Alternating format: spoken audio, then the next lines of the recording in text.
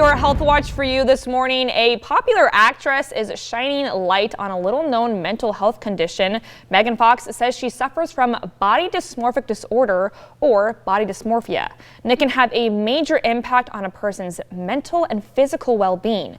Health experts say many who suffer from the condition may not even know it. In today's Health Minute, Mandy Gaither has more on the red flags to watch out for in yourself or a loved one and ways to get relief. Take a look. She's regarded as one of the most beautiful people in Hollywood, but actress Megan Fox recently told Sports Illustrated she suffers from body dysmorphia, a mental health condition that alters how you see and feel about your body and the way you look. It impacts about 1 in 50 individuals, so it's fairly common, even though it may not be a term that is well known. With the isolation during the height of the pandemic and the popularity of social media, psychologist Susan Albers with Cleveland Clinic says there's been an explosion of this type of condition. You may find yourself spending excessive amount of time grooming or checking yourself in the mirror. You may spend hundreds and thousands of dollars in cosmetic procedures, trying to fix your appearance. You may also avoid important events because you're afraid of the anxiety that it may bring up around your appearance. Albert says these are all red flags of which to be aware, but it may not be easy for a person to spot this disorder in themselves.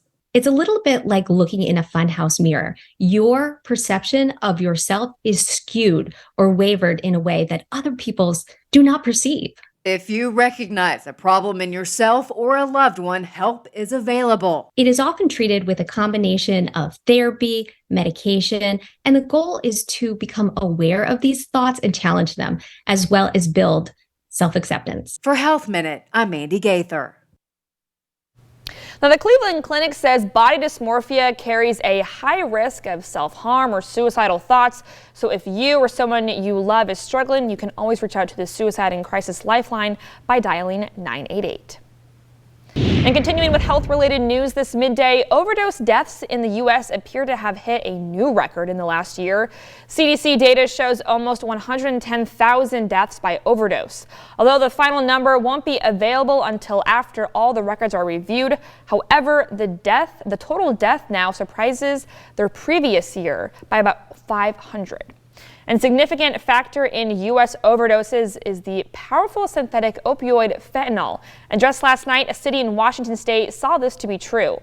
Now, according to the Snohomish County Sheriff's Office, 7 inmates of the Snohomish County Jail were taken to the hospital for suspected fentanyl overdoses.